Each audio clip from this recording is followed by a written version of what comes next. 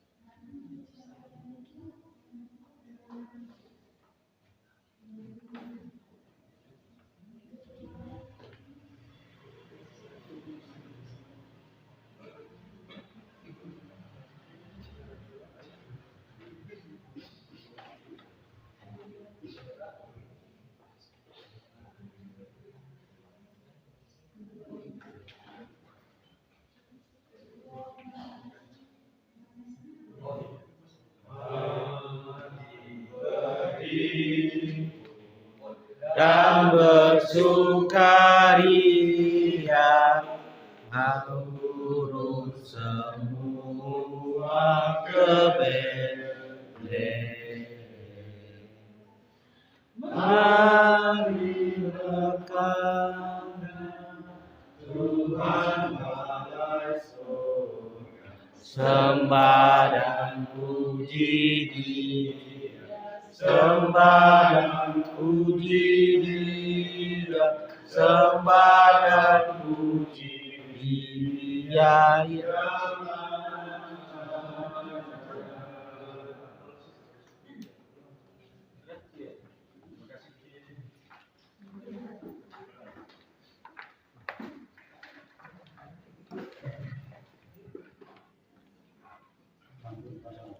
Lampu dipadamkan.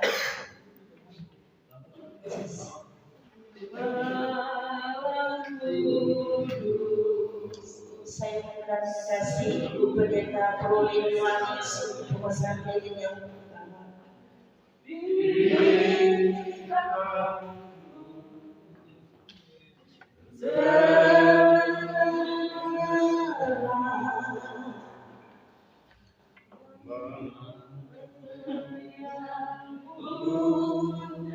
Yang kedua saya minta dengan kasih ketua daripada Imam Subuh.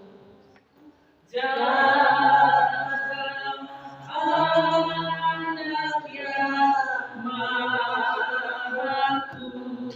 Kudus, anak yang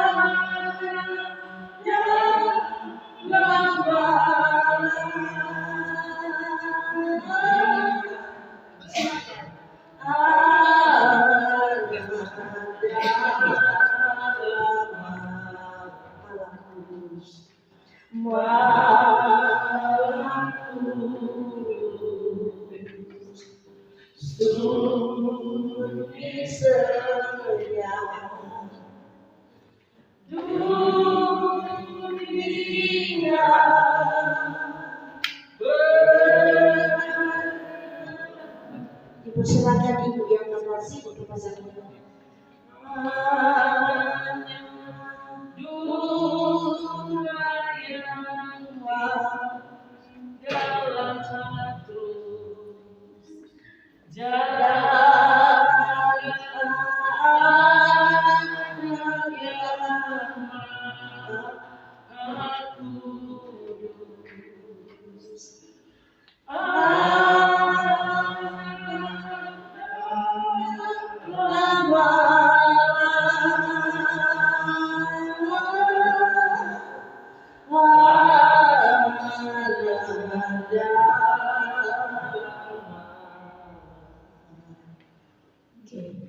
Silakan duduk kembali.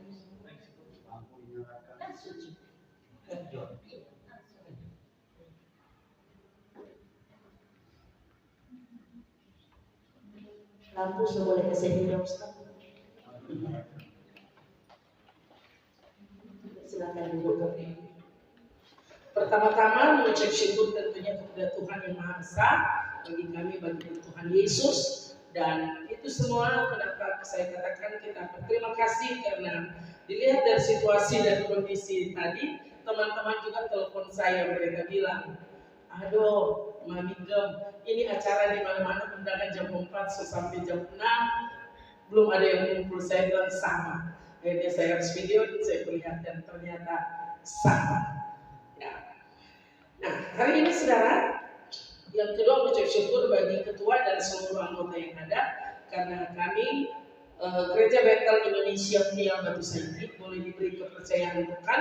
Saya bersama tim untuk bisa ada di tempat ini, sekalipun tadi cari pakai maps terputar-putar, ya, tapi yang pasti masih ada di Manado. Hari ini terimalah salam orang percaya, Shalom, damai di hati, Shalom. Ada banyak orang ketika dia bilang Shalom, kan sebutannya di Manado, kalau lagi bilang Shalom, damai di hati. Dibilang damai di hati, Shalom. Udah dia bilang pendeta, popojinya tidak damai. Saudara, asal saudara dan saya ada makanan yang cukup, ada pakaian yang layak, itu sudah Shalom sekali. Ya. Hari ini mari kita melihat kebenaran firman Tuhan, Injil Yohanes 3 ayat 16. Ayat ini ayat yang benar-benar untuk dirayakan ketika kita Natal, dan ayat ini menjadi ayat yang dinyatakan dengan sempurna tentang kelahiran Juru Selamat dunia, yaitu Tuhan Yesus, Isa binti Maria. Siratal mustaqim. So, oke, lihat sama-sama. Saudara dulu, saya membiasakan diri, entah saya khotbah, entah saya bawa seminar, saya selalu membiasakan diri yang ikut seminar saya, yang ikut khotbah saya harus baca sama-sama. Sebabnya Anda yang punya Alkitab, karena saya juga dibantu juga Alkitab, kita akan membaca bersama-sama Injil Yohanes 3 ayat yang ke-16. Kita baca 3, 2, 1. Karena begitu besar kasih Allah akan dunia ini, sehingga Ia telah mengaruniakan anaknya yang tunggal, supaya setiap orang yang percaya kepadanya tidak binasa, melainkan beroleh hidup yang kekal. Katakan amin. Waktu saudara bilang amin, saudara sedang menyatakan itu terjadi di hidup kita. Ayat ini bilang sangat sederhana, karena begitu besar kasih Allah akan dunia ini, Dia karuniakan anaknya yang tunggal. Siapa di sini punya anak yang tunggal, tiba-tiba dia bilang, oh kita ke anak, kita kasih korbankan untuk keselamatan orang lain. Gak mudah.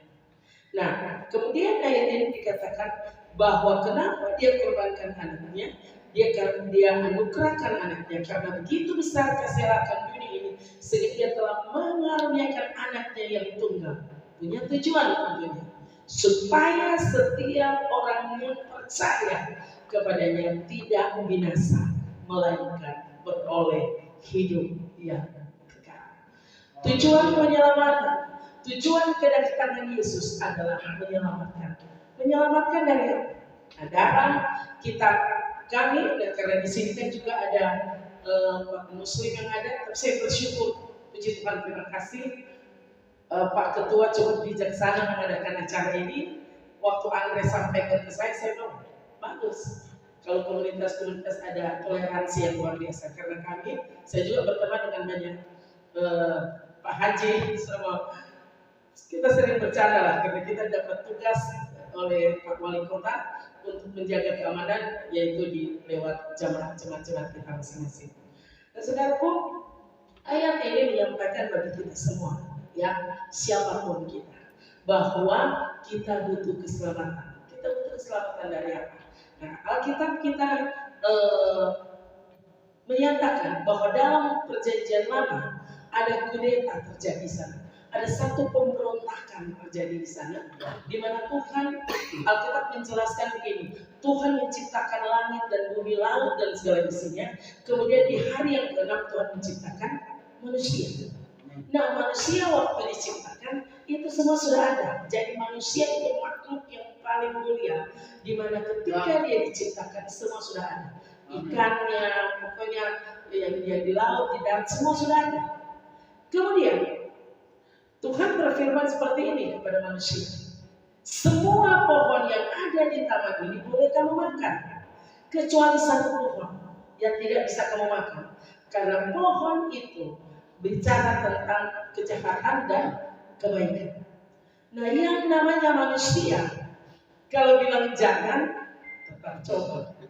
Kan ada satu cerita Om Utu pendeta bilang jangan buka, tutup saji. Kenapa so pendeta? Jangan buka pokoknya. Apa yang terjadi waktu pendeta keluar, tiba-tiba Utu penasaran. Apa sebenarnya yang ada ditutup saji? Untuk lihat pendeta sudah naik mobil, tiba-tiba Utu bilang kita coba lihat. Apa kira-kira? Jangan-jangan untuk bilang bagi Tuhan, kamu pendeta yang kasih. Singkat cerita, tiba-tiba untuk angkat tutup saja. Pada waktu untuk angkat tutup saja, tiba-tiba tikus lari dari tutup saja. Untuk ketakutan, mau kejar tikusnya sudah tidak datang. Datang pendeta tanya, "Untuk nggak ada buka tutup saja." Sebenarnya dia nak membuka, kita kok penasaran pendeta. Jadi apa yang ada di dalam situ? Tikus pendeta. Kok nggak ada suara apa? Nggak ada apa pendeta. Pendeta bilang kita cuma ada tes menganak. Karena apa? Ternyata memang sifat manusia kata jangan tetap dilanggar. Kan berapa banyak juga kadang-kadang anak kecil dibilang jangan, bukan jangan mereka bilang. Nah, itulah manusia. Kemudian pada waktu di taman Eden itu mereka mengambil buah yang terlarang itu pertama kali terjadi dosa yang namanya dosa baku tubuh.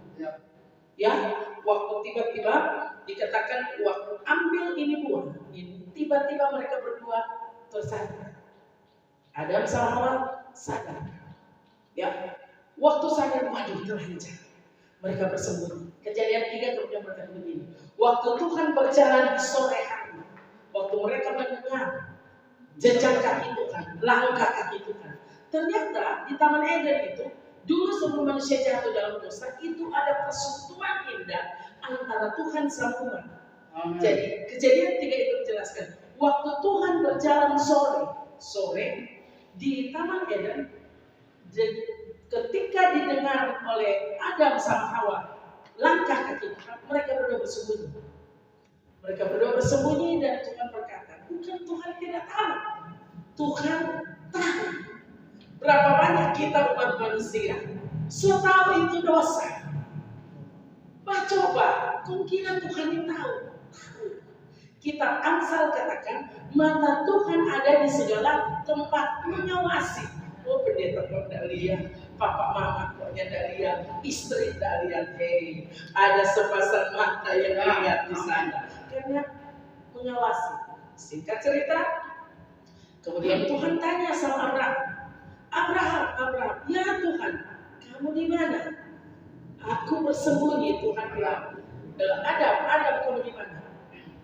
Dia bilang, aku bersembunyi. Tuhan bilang, apa kamu sudah makan pohon yang aku larang itu?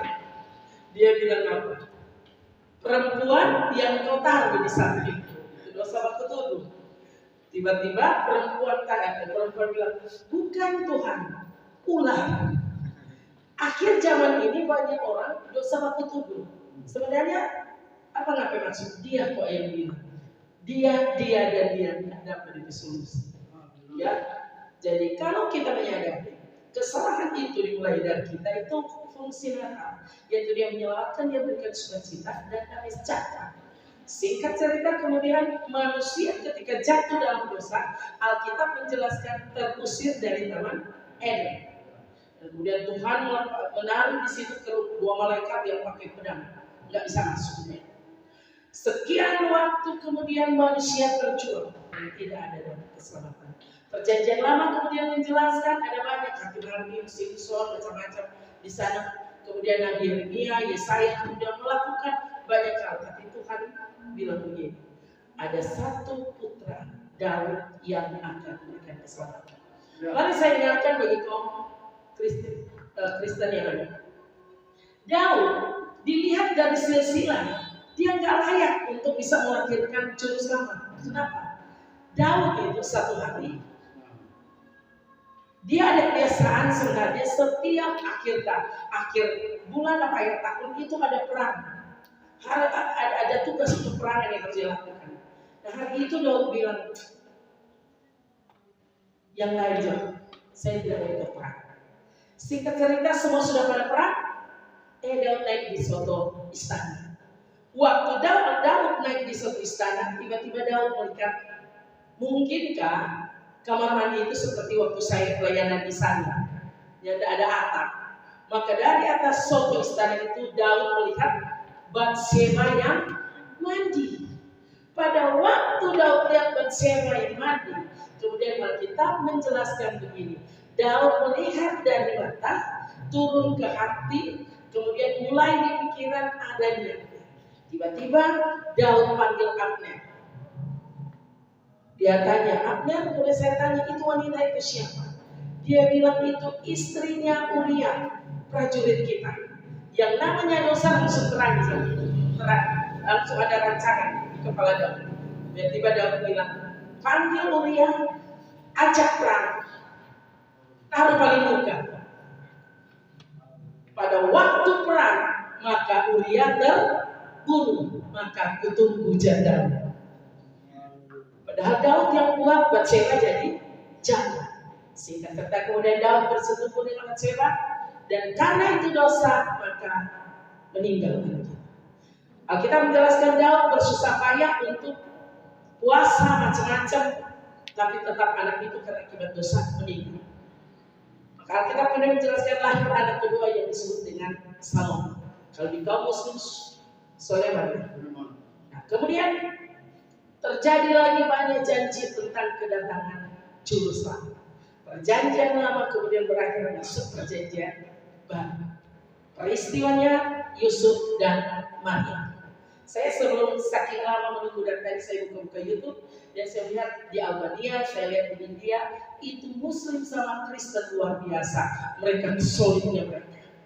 Waduh, saya satu hari saya ada di Jakarta. Saya pergi untuk berdoa salah satu rekan kami.